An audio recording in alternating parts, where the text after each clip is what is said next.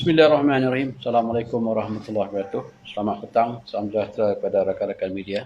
Pertamanya terima kasih kerana hadir pada petang ini. Sidang media pada petang ini berhubung dengan kejayaan bahagian Setan Jenayah Komersial Kontingen Johor. Tuan-tuan dan puan-puan, ini berhubung dengan Op Pelican 2.0. Pembongkaran modus operandi terbaru sindiket penipuan Macau Scam membabitkan 12 suspek yang ditangkap terlibat dalam pelaburan hartanah dan Bitcoin. Jabatan Setan Jenayah Komersial Kontingen Johor telah menubuhkan satu pasukan khas untuk menjalankan siasatan secara intensif untuk mengesan aliran wang mangsa kepada sindiket penipuan Macau Scam. Hasil risikan daripada operasi tersebut, pada 21 Disember, pasukan polis daripada Jabatan Setan Jenayah Komersial Kontingen Johor telah berjaya menahan seramai 12 suspek terdiri pada 7 lelaki Cina, 2 lelaki Melayu dan 3 perempuan Cina di sekitar Pulau Pinang dan Kuala Lumpur. Kesemua suspek merupakan terdiri daripada pengarah-pengarah syarikat yang berumur dalam lingkungan 29 hingga 68 tahun. Modus operandi yang digunakan ini merupakan modus operandi terbaru sindiket penipuan Macau yang mana siasatan mendapati mangsa telah memasukkan wang ke dalam akaun syarikat yang telah dikenalpasti sebagai akaun Calder ataupun mule account. Lapisan pertama ataupun first layer. Hasil risikan dan kajian ke atas akaun syarikat-syarikat tersebut mendapati wang telah disalurkan ke beberapa buah lagi akaun syarikat lain yang merupakan akaun Calder ataupun mule account lapisan kedua ataupun second layer. Seterusnya, hasil daripada kesemua dari akaun syarikat second layer, wang kemudian yang disalurkan ke akaun sebuah syarikat pemaju terkemuka di Pulau Pinang, dan selain itu sebahagian wang penipuan turut disalurkan untuk jual beli mata wang kripto.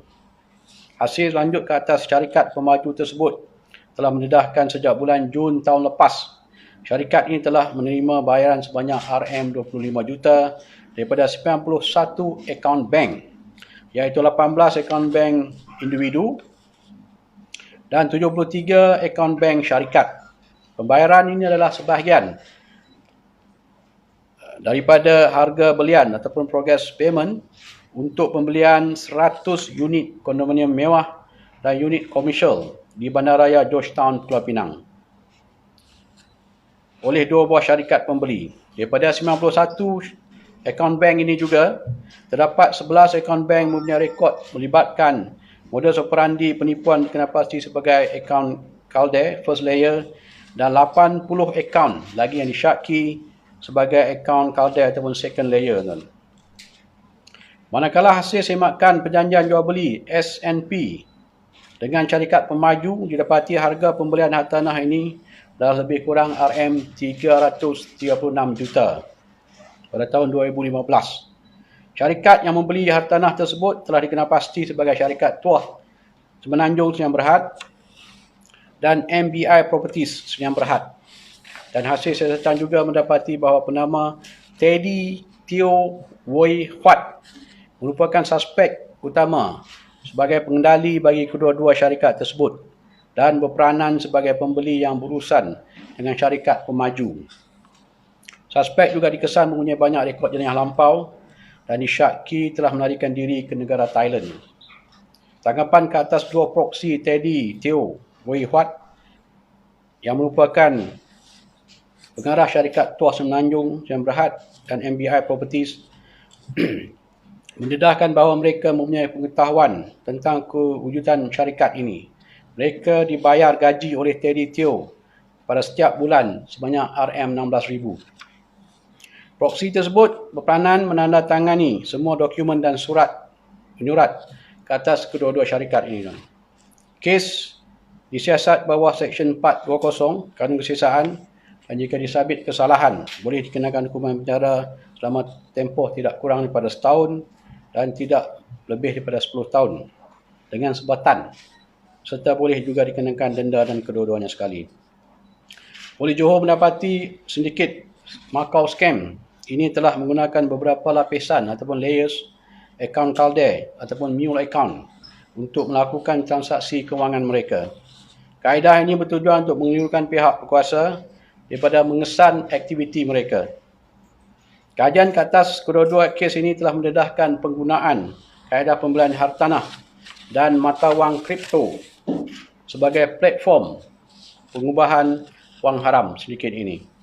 Polis Johor menasihati orang ramai supaya tidak menyerahkan butiran akaun bank kepada pihak ketiga atau pihak yang tidak dikenali bagi mengelakkan ianya disalahgunakan selain berisiko dihukum penjara jika didapati bersalah terlibat sebagai calde account ataupun new account.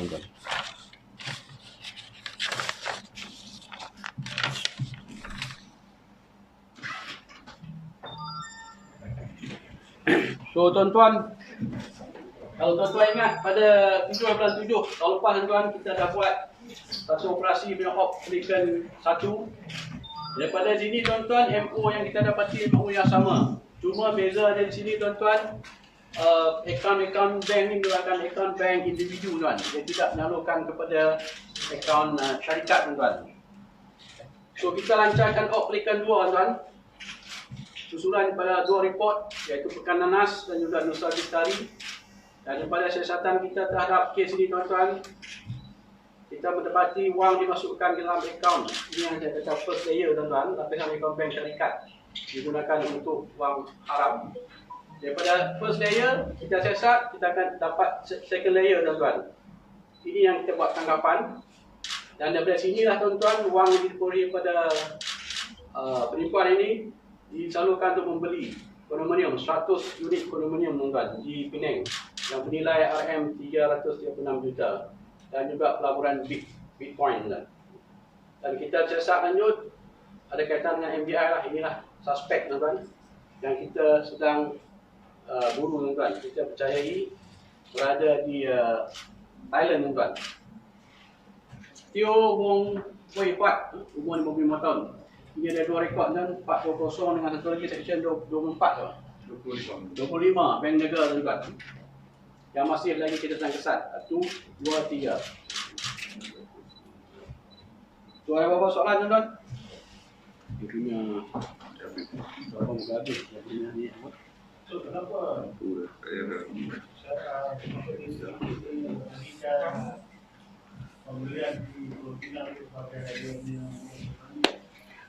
Ini yang saya katakan tadi, ini pertama kali kita kesan tuan-tuan. Kalau sebelum ni akaun-akaun yang digunakan new account ni akaun pribadi, akaun orang persendirian, sama ada pelanggan-pelanggan dadah kan ataupun player pajar kan. Tapi ini kali pertama tuan-tuan duit ini digunakan disalurkan ke dalam akaun syarikat. Kalau biasa kita siasat first layer tuan-tuan. Tapi untuk op yang kedua ni kita siasat sampai ke third layer tuan-tuan. Dan kita sedang siasat lagi tuan-tuan, mungkin fourth and fifth layer. InsyaAllah kita akan buat juga. Sebab tu kita dapat kesan MO yang baru yang digunakan tuan-tuan. Ada pengurutan VIP ya? Kita ada panggil orang Datuk Seri kan? Datuk Seri kita panggil kan? Ada Datuk. Oh yang kapten. Ada yang? Datuk Seri tu. Ada. Ada, kita ada panggil seorang Datuk Seri lah, tapi untuk membantu siasatan. Sebab wang yang digunakan daripada disalurkan untuk membeli kondominium yang 100 kondominium yang saya katakan tadi tuan. So kita ada panggil lah seorang yang bergelar Datuk Seri tuan, untuk membantu siasatan kita. Dia belum hadir lagi lah. Dah hadir dah. Daripada dah ambil semua lah. So daripada situ yang kita dapat gambaran yang jelas lah tentang sindiket ini. Setakat ni penglibatan hanya di Penang saja lah kan? Yang kita dapat kesan sekarang ni di Penang. Dan di Penang dan juga pembelian tu lah Bitcoin tu. Saya yakin tuan-tuan Macau scam ni mereka akan gunakan pelbagai taktik lah untuk memastikan kita tidak dapat, kalau kita dapat kesan pun tuan-tuan, kita tak dapat menuduh dia orang di mahkamah kelak sebab dia punya money trail tu putus. Macam ni lah. Kalau kita hanya setakat siasat layer 1 tuan-tuan, kita tak akan dapat kenal pasti layer 2 dan kita tak akan dapat kenal pasti dia punya link dengan Teddy Teo ni. Habis di sini ya tuan-tuan. Tapi atas inisiatif Ketua Jabatan Komersial kita, Tuan Saleh dan juga ASP Prakash kita, dia orang pergi lagi ambil inisiatif untuk siasat layer 2 dan layer 3 seterusnya lah. Sebab tu kita dapat kena pasti ni tuan. Wang daripada yang didapati daripada ni dilaburkan dalam property dan juga Bitcoin tuan. Sekarang ni berapa ramai yang kita dah tangkap? Ini 12 orang. 3 lagi wanted lah yang tadi yang kita ada. Teddy ada dekat, kalau yang ikut letter dekat Danok, Thailand. Yang lagi 2 kita rasa ada dekat Malaysia lagi ya. Yang atas tu ya.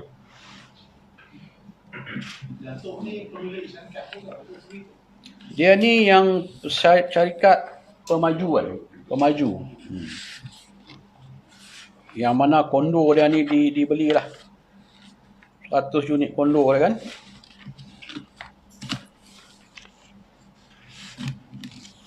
Apa dia?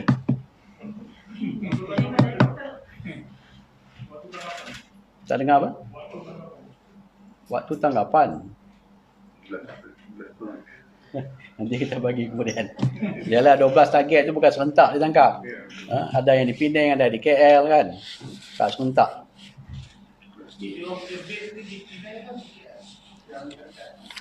Syarikat mana?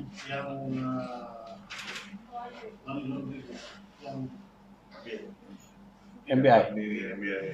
Penang.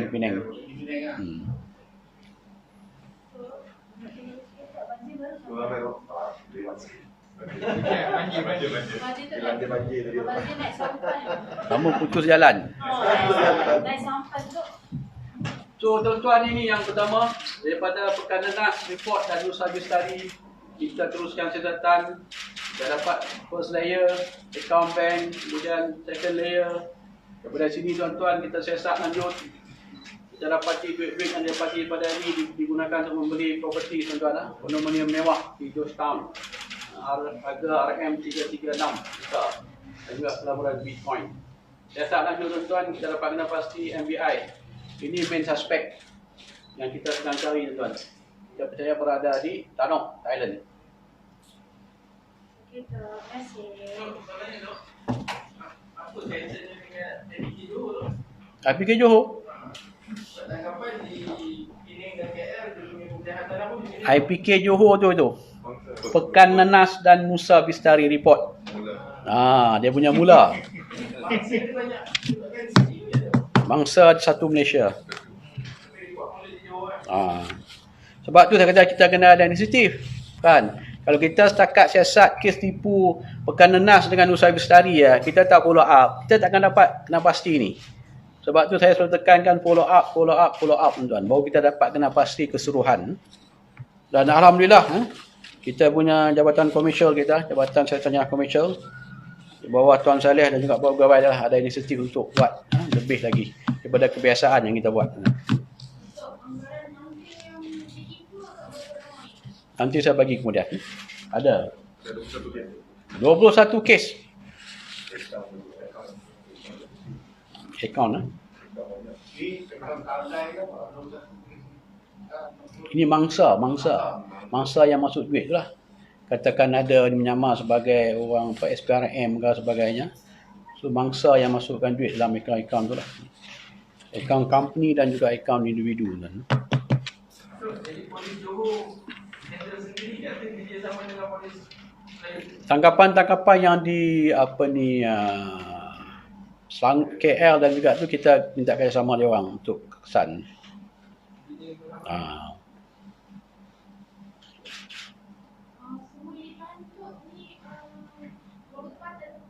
Semua warga tempatan. 7 lelaki Cina, 2 Melayu dan 3 perempuan Cina. Okey tuan-tuan. Ada soalan pasal banjir? Siapa yang tersangkut banjir tadi? Tak ada. Report tak ada lah. Kematian semalam ada satu kan. Yang kat Keluang ke mana? Kahang ya. Bukan bergamak, satu kenderaan kereta yang cuba nak. Isteri dia dapat diselamatkan, dia tak dapat diselamatkan kan. Setakat ni tuan-tuan, setakat 12.30 malam semalam tuan-tuan, pusat pemilihan sementara yang kita buka tuan 39 di seluruh Johor tuan-tuan. keluarga yang berpindah 1030 keluarga, mangsa 4066 orang. Seluruh Johor. Saya rasa mungkin akan bertambah lagi pada petang ni. Tak dengar? Penugasan. Tuan-tuan, banjir ni adalah acara tahunan kita lah. So memang kita dah susun dengan seelok-eloknya.